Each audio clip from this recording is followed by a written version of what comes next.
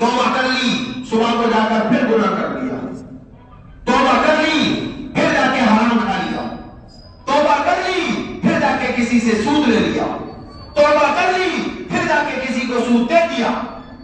اسلام کے اندر سود لینا دینا دونوں حرام ہے، تو پھر ہمارے اندر سے یہ عادتیں، یہ خصلتیں کیوں ختم نہیں ہو رہی؟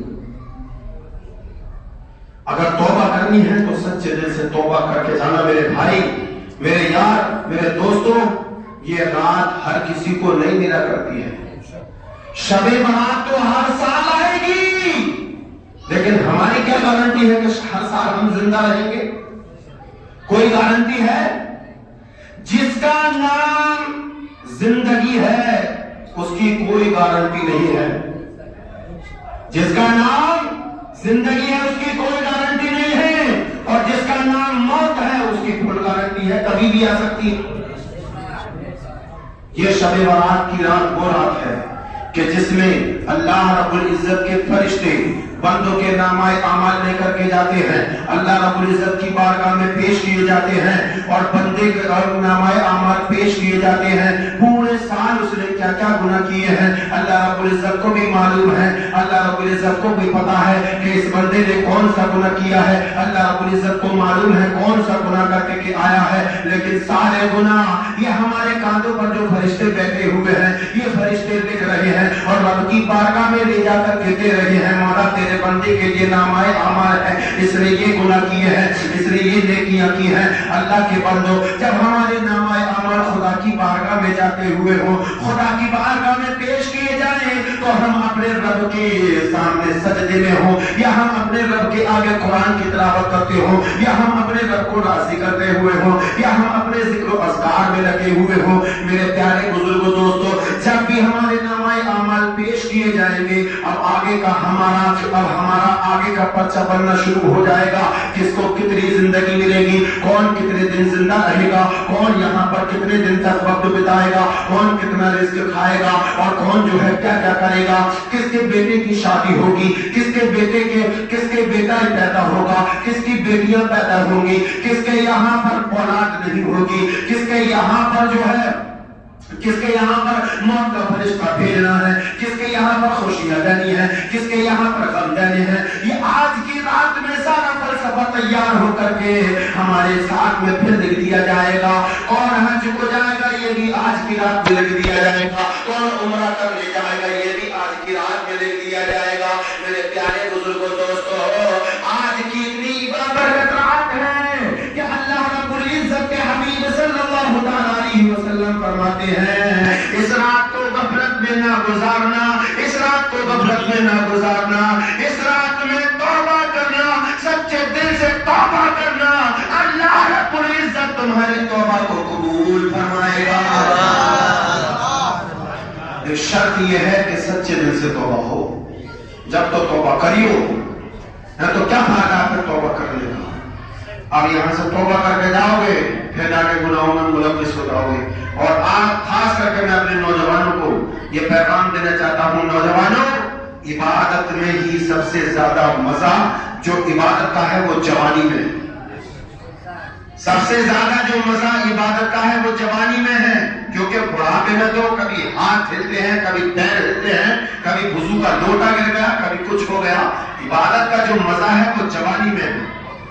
آج کی رات میں ہم نے یہاں دیکھا دہلی کے اندر شب برات کے روز یہ لڑکے ایسے ایسے کام کرتے ہیں، جاتے ہیں بائکوں کو لے کر اسٹنٹ دکھاتے۔ ہم نے خود دیکھا ہے، ہمارے قاری صاحب یہاں پر جب امامت کیا کرتے تھے اب سے 11 سال پہلے، تو قاری نظام الدین صاحب آپ لوگ جانتے ہوں گے، 11 سال پہلے، اور قاری احمد رضا صاحب تھے۔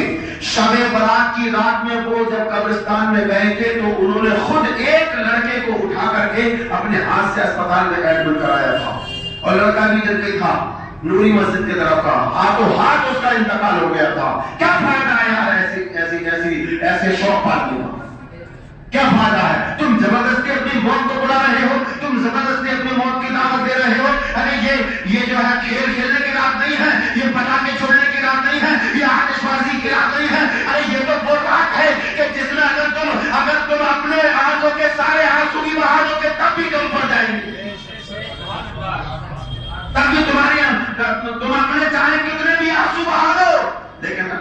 العزت کو اگر ایک آنسو بھی تمہارا پسند آ گیا تو سارے گناہ ختم ہو جائیں گے، سارے گناہ معاف ہو جائیں گے۔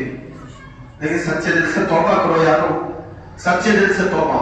میں بس بار بار یہی ریپیٹ کرتا رہوں گا کہ اگر توبہ کرنی ہے تو یہاں سے سچے دل سے توبہ کر کے اٹھنا۔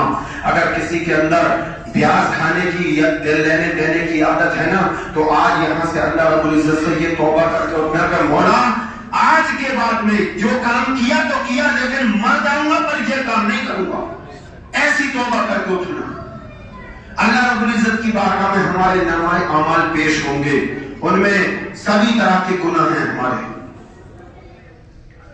کیا تم یہ سوچتے ہو کہ اکیلے میں ہم چھپ کر کے گناہ کر لیں گے کوئی نہیں دیکھے گا، یا موبائلوں میں اپنے چھپ کر کے گناہ کر لیں گے تو کوئی نہیں دیکھے گا؟ ہسٹری موبائل کی ڈیلیٹ کر دو گے، لیکن یہ جو کاندھوں پر سوار ہیں ان کا کیا کرو گے؟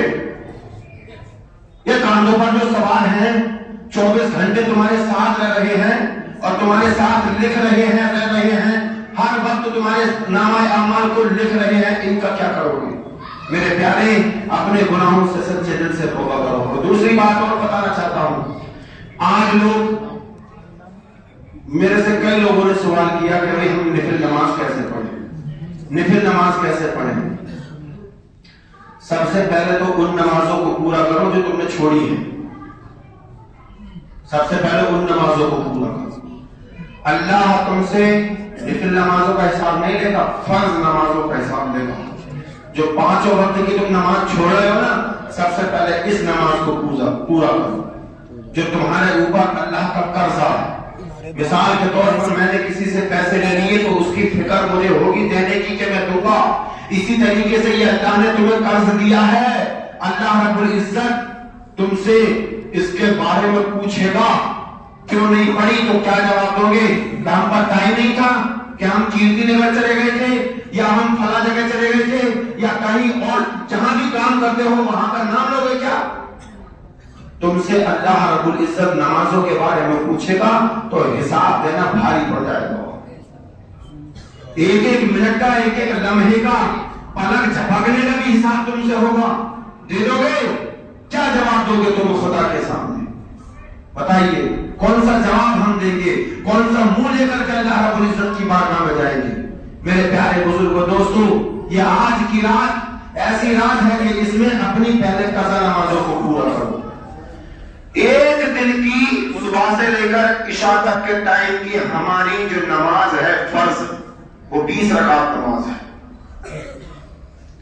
2 فجر کے فرض، 4 ظہر کے فرض، 4 عصر کے فرض، 3 مغرب کے فرض اور 4 عشاء کے فرض۔ کتنے ہو گئے؟ 17 ہو گئی نا۔ اب 3 رکعت جو ہے وہ وتر ہے، وتروں کی قضا نہیں ہے، وتر آپ کو پڑھنے پڑیں گے۔ 17 اور 3 کتنے ہو گئے؟ 20 رکعت نماز ہے پورے دن کی۔